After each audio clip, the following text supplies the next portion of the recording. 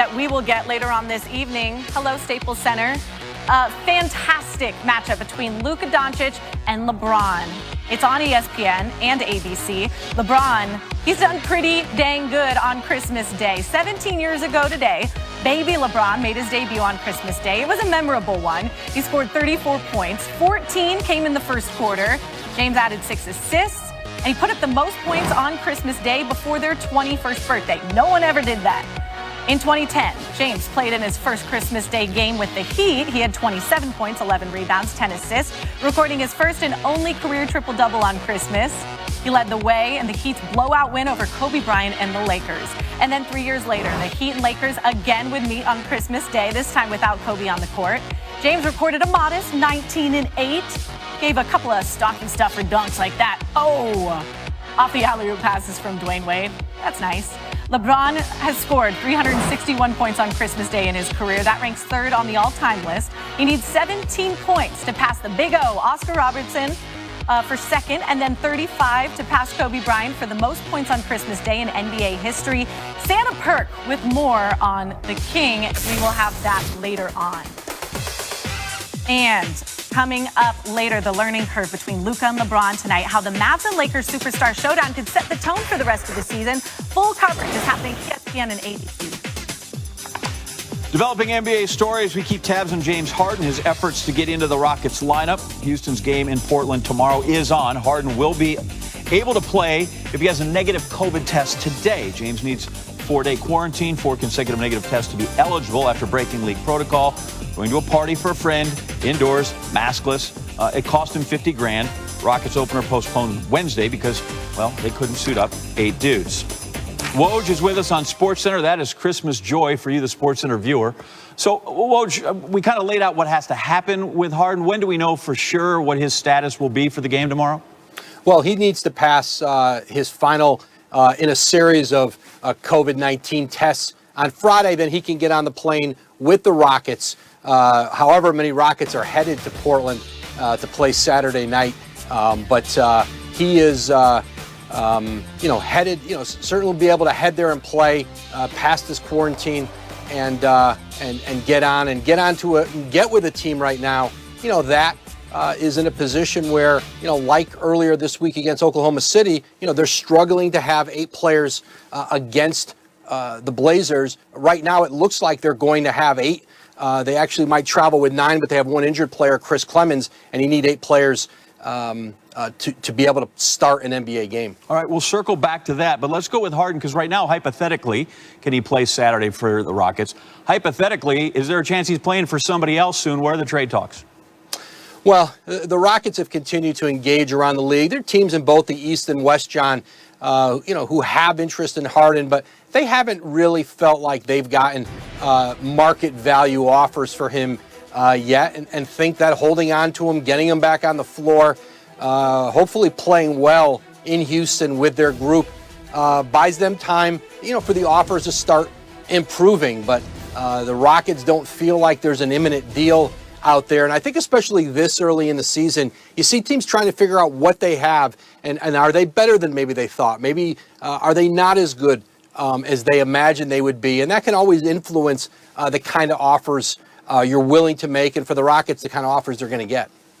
All right, so now we go back to what you touched about, the Rockets roster as a whole, because Harden was one of the guys that couldn't play the other night. That was because he had broken protocol. But they also had guys that had inconclusive tests. They had contact tracing issues to go through this. So where are those guys in terms of being ready to play? Yeah, the Rockets are frustrated right now that the contact tracing is going to keep John Wall, DeMarcus Cousins, Eric Gordon, Mason Jones off of this trip to Portland as the team leaves later today to head there. Those players have tested negative, but there's a protocol in place because they had contact with some of them with Kenyon Martin Jr. Getting a haircut earlier this week. And so they'll be without those players, and they have to go through this quarantine process, and they may be without those players also when they play again on Monday in Denver. So they could play, but they will certainly be shorthanded. Woj on TV, thanks. That's good TV. Thanks, John. Merry Christmas. Christmas and welcome to our home all day long. Maria Taylor alongside Adrian Wojnarowski and Jalen Rose. Merry Christmas, fellas. Merry Christmas. How are you guys feeling? We got a wardrobe change. This is beautiful. Absolutely. It's going to be a long day. We got to change and keep up and represent. Well, we have already had one game start and get into the books, but we've got some superstars coming our way for game 2 in the 5 games of Christmas. Let's talk about the star-studded occasion between Steph Curry and Giannis. They've won 4 of the last 6 MVPs, with each winning in consecutive seasons. For Curry, though, and those Warriors, opening night was a little bit of a rough start. They lost by 26 points to the Nets. Steph finished with 20 points and 10 assists, but missed 8 threes in his first game since March. Meanwhile, for Giannis, he fell short in his pursuit of a title last season, became the 4th player to win consecutive MVPs. But here's the 2-time MVP on working toward a championship. Like, it's going to hurt. It's not going to be easy. You know, and MJ went through that. LeBron went through that. Like, a lot of great players went through that. You cannot expect that you're just going to walk through the park and just win a championship. They're going to give you the championship. You know, that's what I mean. It's going to hurt. It's not going to be easy. You're going to get knocked down. You're going to get eliminated. You're going to get humiliated. You're going to get all those things is part of being great. So we understand that winning a championship obviously is going to be a walk in the park. But Jalen, break it down to us what Giannis really means when he's saying it has to hurt to make it there. Building a legacy, staying loyal to Milwaukee. He talked about being 18 years of age, going there and seeing young kids with this jersey on and realizing he didn't want to leave that town, and they burned his jersey. He saw it happen to other great players, LeBron James, Kevin Durant. He wants to see the process through and actually bring a championship to Milwaukee. And for me, that's refreshing to see a guy that got drafted, became a back-to-back MVP, wanted to try to give back to that city. Yeah, and I talked to their co-owner, Mark Lazary, about that. And the one thing they did when they were trying to convince Giannis to stay before he signed the contract was they didn't play on that sentimentality. They know the depths of his loyalty.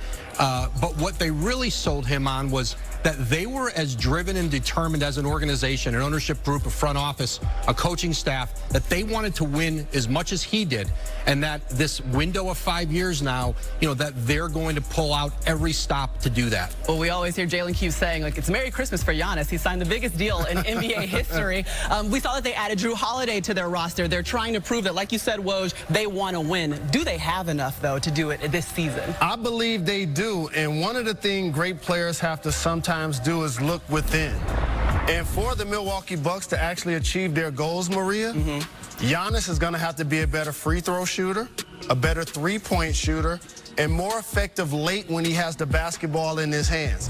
They have a team with a lot of cohesion and a lot of talent. Chris Middleton is a terrific player, and I'm pretty sure he surprised a lot of people the way he played in the playoffs when Giannis wasn't available. And Drew Holiday is an upgrade at the point guard spot. He's going to be an all-star in the East, so I believe they do have enough. And as you said, Jalen, when they have fallen short, Giannis has looked within. You've never seen him point fingers. It's always been, I need to get better, what I need to do. And when you have a franchise player who talks that way, thinks that way, it sets a tone for the whole organization. Okay, well, let's talk about the other sideline in those Warriors, because they were obviously a non-factor last year with injuries to Steph, Klay, Draymond, everyone. Steph is back. Draymond's working back from an injury. We will not see a Klay Thompson.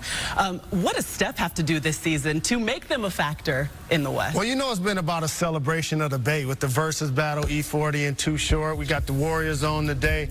And the thing I want to see, the old Steph Curry. I know there's no Klay Thompson, but remember the back-to-back reigning MVP, that gentleman who's been the only unanimous MVP in the history of the NBA? We're going to need him to play like that. And we saw when KD, as we mentioned, left OKC, Russ got them to the playoffs. Dame Dollar's task in Portland is to get them to the playoffs. Steph's was before they even added KD and won 3 championships. Now this season, to see him healthy and to be back in the conversation for best players in the game and best point guard, that's what I want to see from Steph Curry. Yeah, I think Golden State is in a similar place as San Antonio in 2011. They had an aging core with Tim Duncan, Manu Ginobili, Tony Parker. They needed a second wind as an organization. They drafted Kawhi Leonard, and it gave them another run to be a champion. In the next 18 months, next year in Golden State, listen, they drafted James Weissman at number 2. He's got a chance to be an all-star in the middle. But they have one of the most valuable assets in the league. They have Minnesota's first-round pick from the D'Angelo Russell trade in 2021. This next draft is loaded, one of the best in years. And they've got to find that player who can help escort those guys into their mid-30s there and give them some star quality. Now, maybe it's through a trade, maybe it's using that pick, but that's of great value to Golden State because right now, even with Klay Thompson coming back next year, they're not good enough to win a title as they're built. Yeah, and you mentioned it, Steph Curry is turning 33 in March, but Weissman, he's 19. He had 19 points on opening night, but obviously not enough. They fell by 26 points to the Nets in that opener. Well, coming up on our special NBA Countdown Christmas Day edition, we got to talk about Kevin Durant's debut, and he did deliver, but can Brooklyn really be the nice guys in the Eastern Conference? And who is going to be seen as naughty when it comes to the matchups in the East? Today only, though, basketball fans can play in a free NBA pool on DraftKings for a shot at $10,000.